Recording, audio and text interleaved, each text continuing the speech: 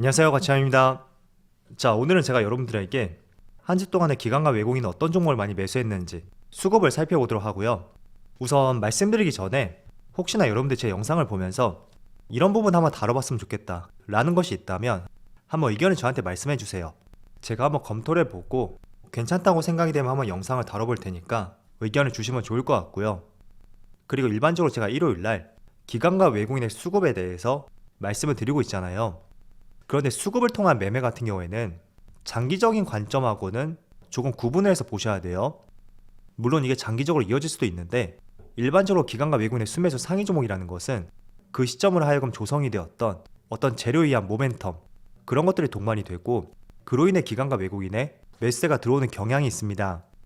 그래서 모두 다 그런 것은 아니지만 굳이 수치로 말씀드린다면 한 7, 80% 정도? 그 정도는 단기적인 관점에서 종목들을 바라보시면 좋을 것 같아요. 자, 일단 먼저 날짜를 이번 주였으니까 3월 14일부터 3월 18일까지 이렇게 변경을 하고 또 외국인이 많이 매수했던 상위 종목들을 살펴볼게요. 자, 일단 외국인은 먼저 ETF에 많이 투자를 했어요. 코덱스 200TR, 그리고 코덱스 MSCI 코리아, 그리고 그 밑에 타이거 200. 일단 이런 ETF는 지수를 추종하는 ETF거든요. 즉 코스피 지수 상승에 베팅했다, 그렇게 이해해 보시면 좋을 것 같고요. 그렇다면 ETF는 제외하고 개별 종목을 봤을 때는 첫 번째로 SK하이닉스, 그리고 LG이노텍, 이 두 개의 종목이 유일하게 1000억 이상의 순매수를 보여주었던 순매수 상위 종목이라고 볼 수 있습니다. 그리고 그 뒤를 이어서 거의 근접하게 안랩이 약 990억가량의 순매수가 들어왔고 또 그 뒤를 이어서 카카오, 고려아이언, 삼성엔지니어링, 대한항공, 이런 종목들이 순매수 상위 종목에 올랐습니다. 자, 일단 하이닉스는 외국인이 코스피로 수급이 들어왔을 때 그때 대표적으로 매수하는 종목 중에 하나예요. 사실 지난주에 FOMC가 끝났고 본격적으로 그게 시장에 반영이 되었던 것이 국내 시간으로 3월 17일 목요일이었죠. 그런데 공교롭게도 그 시점을 하여금 외국인의 대량 순매수가 들어왔고 전날부터 미리 선제적으로 들어왔었죠. 그리고 3거래일 연속으로 외국인의 순매수가 들어왔고 코스피 전반적인 수급을 보더라도 3월 16일부터 외국인의 매수세가 들어왔을 거예요. 그래서 외국인들의 매수세가 들어왔다는 것은 반도체 업종으로 매수세가 들어왔다, 그렇게 볼 수 있고, 조금은 아쉽겠지만 삼성전자보다는 메모리 사업 비중이 상당히 높은 SK하이닉스, 이쪽으로 많은 매수세가 유입이 되는 것 같습니다. 자, 일단 하이닉스는 메모리 반도체가 사업 비중에 있어서 거의 98% 가까이, 아마 그 정도를 차지할 거예요. 반면에 삼성전자는 시장 점유율은 1위가 맞지만 비메모리, 파운드리, 그리고 가전, 모바일, 디스플레이 등등 많은 사업 분야가 있기 때문에 메모리 반도체 업황이 좋다고 하더라도 그게 외국인의 수급으로 이어지진 않는 것 같더라고요. 그래서 굳이 이번 주에 차이점을 꼽아보자면 그 점을 차이점으로 말씀을 드리고요. 그리고 일반적으로 삼성전자의 수급이 들어온다는 것은 지금의 메모리보다는 비메모리 쪽, 파운드리, 이쪽에 대한 업황이 개선이 될 때, 그때 비로소 삼성전자 쪽으로 아마 수급이 들어올 거예요. 그래서 그 부분은 차이점으로 말씀을 드리겠고, 또 두 번째로 가장 많이 매수했던 것이 LG이노텍이죠. 자, 이 종목의 차트를 한번 보세요. 지난 1월달과 2월달 한 차례 주가에 조정이 나왔었지만 그래도 2월 중순부터 어제까지 다시 한번 주가를 돌려 세우는 모습을 보여주었습니다. 종가 기준으로는 거의 신고가 근처죠. 자, 일단 LG이노텍을 보는 시각은 상당히 긍정적인 것 같아요. 먼저 이렇게 주가를 빠르게 돌려 세웠던 이유, 여기에 대해서 말씀을 드려보면 보급형 신형 아이폰에 대한 기대감이 있습니다. 사실 LG이노텍은 거의 아이폰 실적이 따라간다, 그렇게 볼 수 있잖아요. 그런데 아이폰이 일반적으로 가을쯤에 출시가 되거든요. 그렇다 보면 지금 3월달은 살짝 비수기라고 볼 수 있습니다. 그런데 신기하게도 작년 가을쯤에 출시가 되었던 아이폰 13, 이게 출시 6개월이 지났음에도 불구하고 여전히 공급이 수요를 따라가지 못하고 있습니다. 그래서 비수기임에도 불구하고 1분기 역대 최대 실적이 예상이 된다, 그런 실적 기대감이 있고요. 그리고 두 번째는 지금 보시는 보급형 아이폰, 이 보급형 아이폰의 일부 성능이 최상위 아이폰 수준으로 상향이 되면서 가격에 대한 메리트가 부각이 되어서 수요 증가가 크게 예상이 된다 라는 기대감이 있습니다. 그래서 주제는 실적에 대한 기대감인데 두 가지로 나눠본다면 6개월 전에 출시되었던 아이폰, 여전히 수요가 견조하고, 또 보급형 아이폰에 대한 기대감, 이 두 가지가 지금 LG이노텍의 실적 기대감과 함께 주가를 상승시키고 있다. 그렇게 볼 수 있습니다. 그리고 LG이노텍은 장기적인 관점으로 보면 애플카 출시라든지 또 VR 헤드셋, 충분히 기업 가치가 늘어날 수 있는 여러 가지 모멘텀과 재료가 많다고 생각이 돼요. 자, 그래서 이제 최근에 수급이 다시 외국인을 중심으로 강하게 들어오고 있고 연기금도 꾸준히 매수를 보여주고 있죠. 그래서 다음 주의 관전 포인트는 과연 전고점을 돌파할 수 있는지 그 점을 유심히 보시면 좋을 것 같고요. 지금의 추세라면 조금 더 상승할 여지가 있지 않나 그렇게 보여지는 것 같습니다. 자, 그리고 세 번째로 가장 많이 매수했던 종목 바로 안랩이죠. 자, 이 종목은 안철수 관련주라고 볼 수 있잖아요. 그런데 지금 주가의 상승이라든지 또 외국인의 수급 이런 것들을 보면 마치 안철수가 선거에 당선된 것 같은 그런 생각이 드는 것 같아요. 자, 먼저 내용을 한번 말씀드려 볼게요. 안철수 후보자가 지난 대선에서 윤석열 후보자와 함께 단일화를 했었고 실제로 당선됨에 따라서 인수위원장을 하게 되었죠. 그래서 실제로 새로운 정부에 있어서 영향력이 확대가 될 수가 있고 그런 기대감이 아무래도 외국인들 수급과 함께 주가의 상승으로 이렇게 연결이 되었던 것 같습니다. 자, 그런데 제가 서두에 말씀을 드렸듯이 이 수급을 통한 매매 같은 경우에는 그 시점을 알고 어떤 재료와 모멘텀 그런 것들이 동반이 되었기 때문에 기관과 외국인의 수급이 이어진다. 그렇게 말씀드렸고 그로 인해 주가도 상승이 나온다. 연결을 지어 말씀을 드렸습니다. 자, 그래서 그런 맥락에서 한번 보세요. 안랩 같은 경우에는 딱히 안랩이 가지고 있는 기업에 대한 성장성 그런 것들로 인해 주가의 상승이 나왔다고는 보여지진 않거든요.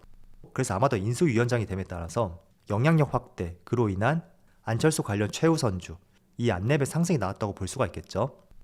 그래서 이런 거는 정말 단기적인 재료라고 볼 수 있고 심지어 다음 주에도 주가의 상승이 이어질지 그거는 장담을 하지 못할 것 같아요.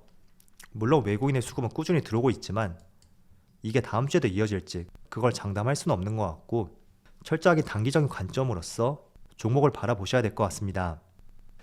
자, 그리고 네 번째로 카카오. 자, 카카오가 어느덧 주가가 108,500원까지 올라왔어요. 한 달 전만 하더라도 거의 8만원 초반까지 주가가 상당히 많이 급락을 했었는데 지금은 거의 저점에서 30% 이상 주가의 상승이 나왔고 여전히 지금 위치에서도 기관을 중심으로 많은 매수세가 들어오고 있고 보험, 투신, 연기금 다양하게 매수세가 들어오고 있습니다. 그리고 최근 이틀 동안은 외국인도 같이 매수세를 보여주었죠. 자, 그런데 한 가지 의미 있게 봐야 될 부분이 외국인의 수급을 한번 보세요. 이때를 기준으로 물론 3거래일 동안 매도세가 나오긴 했지만 그렇게 크진 않았어요. 그런데 매수세를 보여주었을 때는 매도폭에 비해서는 상당히 크게 매수세를 보여주었죠. 자, 그런데 공교롭게도 3월 9일 제가 선을 그는 이 시점에 윤석열 후보자가 당선됨에 따라서 규제 정책이 완화될 수 있고 그로 인해 플랫폼 기업에 대해서 기대감을 가져볼 수 있다. 제가 한 차례 이렇게 말씀을 드렸을 거예요. 그래서 그런 맥락하에서 이 시점을 기준으로 본다면 외국인도 과거 매도보다는 이제는 매수 쪽으로 돌아선 것은 아닌가 그렇게 유추를 해볼 수가 있겠고요. 이런 부분을 봤을 때는 단기적인 수급에 따른 주가의 상승보다는 조금은 장기적으로 주가의 상승을 기대해 볼 수 있지 않을까 그렇게 말씀을 드리겠습니다. 자, 그리고 다섯 번째 고려아연. 자, 이 종목은 외국인들이 정말 많이 매수하는 종목 중에 하나예요. 반면에 기관들은 많은 매도세가 나오고 있지만 그래도 주가의 흐름을 보시면 1월달과 2월달 시장 상황이 좋지 못했음에도 불구하고 주가에 큰 조정이 나오지 않았었죠. 그리고 그 시기를 견뎌내고 오히려 3월달에는 이렇게 상승이 나오고 있습니다. 자, 일단 고려아연의 기업명을 보시면 아시겠지만 아연과 상당히 연관성 있는 기업 중에 하나거든요. 그런데 지금 아연 선물 가격을 보시면 이 저점 이때가 20년 3월이에요. 그때 이후로 아연 가격이 계속 상승을 보여주고 있고 또 최근에는 전쟁 이슈 때문에 많은 원자재 가격이 다시 한번 큰 상승을 보여주었습니다. 그래서 원자재 가격 상승에 따른 외국인의 수급 그리고 주가의 상승까지 이렇게 연결이 되는 것 같고요. 자, 그렇지만 원자재 가격은 정말 주변의 수많은 재료에 따라서 이게 굉장히 널뛰기를 할 수가 있거든요. 또 최근에는 미국에서 기준금리를 인상했고 그리고 우크라이나와 러시아 측에서 휴전에 대한 긍정적인 시각 이런 것들이 나오고 있잖아요. 그래서 지금 시점에서는 원자재 관련주들 저는 개인적으로 매력적으로 생각하지는 않고 있고요. 여전히 저는 성장주, 투자할 거면 이쪽에 투자하자 그런 관점을 갖고 있습니다. 자, 그리고 지난주에 순매수 상위 종목이었던 삼성 엔지니어링 이 종목은 여전히 매수세를 많이 보여주고 있죠. 그런데 같이 매수세를 보여주고 있었던 연기금. 연기금이 지난주에는 매도세로 돌아섰어요. 그래서 계속 상승이 나올 수 있는지 그 부분은 조금 더 생각해 봐야 될 것 같고요. 하지만 정책 관련주로서 건설주는 기대감을 가져볼 수가 있겠죠. 자, 그래서 외국인은 이렇게 말씀을 드려보고 이어서 기관을 한번 살펴볼게요. 기관은 LG에너지솔루션, 그리고 네이버, LG화학 이 세 개의 종목을 1000억 이상의 순매수를 보여주었습니다. 자, LG화학이 에너지솔루션을 분할했다고 하더라도 여전히 2차전지 관련주라고 볼 수가 있고 그 밑에 삼성 SDI까지 포함시켜 본다면 지난주에 기관은 2차전지 쪽으로 정말 크게 매수세를 보여주었다. 그렇게 볼 수가 있습니다. 그리고 그 밑에 LNF도 포함이 되어 있죠. 일단은 클릭해 볼게요. 자, 에너지솔루션을 보면 외국인은 정말 하루가 멀다 하고 매도세를 보여주고 있어요. 반면에 기관은 연기금을 중심으로 계속해서 매수세를 보여주고 있고, 자, 주가 흐름을 볼게요. 지난주 말인가 이번 주 초쯤에 코스피 200에 정기 편입이 되었죠. 그래서 공매도 비중이 상당히 늘었어요. 그런데 제가 그때도 말씀을 드렸지만 2차전지는 원자재 가격 상승과 함께 수익성 악화, 이게 주된 이슈라고 볼 수 있고 그 때문에 그걸 빌미로 삼아서 공매도 비중이 상당히 늘어났다. 그렇게 보는 것이 맞다고 말씀드렸습니다. 그래서 단지 코스피 200에 편입이 되었기 때문에 공매도가 늘어났다. 그렇게 보는 것은 맞지 않는 것 같고요. 공교롭게도 그 시점에 편입이 되었기 때문에 이런 부정적인 재료와 함께 공매도 비중이 늘어난 것이다. 이렇게 연결을 지어서 보시는 것이 좋을 것 같아요. 그렇지만 저는 여전히 지난주에 2차전지 전반적으로 기관들의 많은 수급이 들어왔다. 그 점을 중요시 보고 있고요. 니켈, 코발트 등등 다른 원자재 가격이 다시 하락함에 따라서 충분히 LG에너지솔루션도 다시 한번 주가에 반등이 나올 수 있는 최우선 종목이다. 그렇게 생각하고 있습니다. 자, 그래서 2차전지 기업들은 비슷한 관점으로 보시면 좋을 것 같고요. 또 네이버도 지난주에 상당히 많이 매수세를 보여주었죠. 자, 이렇게 보시면 기관의 매수가 꾸준히 들어오고 있고 보험, 투신, 연기금 등등 다양하게 매수세가 들어오고 있습니다. 그런데 기관의 매수세를 보시면 공교롭게도 3월 9일 이때를 기점으로 꾸준히 들어오고 있어요. 그렇다는 것은 기관 측에서도 플랫폼 규제 완화, 여기에 대해 많은 기대감을 갖고 있고 이게 조금 더 이어질 가능성이 있다. 그런 시각으로 보는 것 같아요. 그래서 네이버는 카카오하고 비슷한 관점으로 보시면 좋을 것 같고 또 무엇보다도 고점에 대한 부담감이 없잖아요. 그래서 내가 매수하고 주가가 조금 하락이 나온다고 하더라도 그렇게 크게 걱정할 수 있는 종목은 아닌 것 같다. 이렇게 보여지네요. 자, 그리고 기관이 매수한 ETF도 보시면 코덱스 200, 타이거 200, 코덱스 레버리지, 또 밑에 코덱스 코스닥 150. 자, 전반적으로 지수를 추종하는 상품에 매수를 했어요. 그래서 외국인과 기관, 지난주에는 모두 지수의 상승 쪽으로 베팅을 했고 이런 부분이 다음 주까지 이어질 수 있기를 한번 기원해 봐야 되겠네요. 자, 이어서 종합적으로 기관의 순매수 상위 종목을 한번 보세요.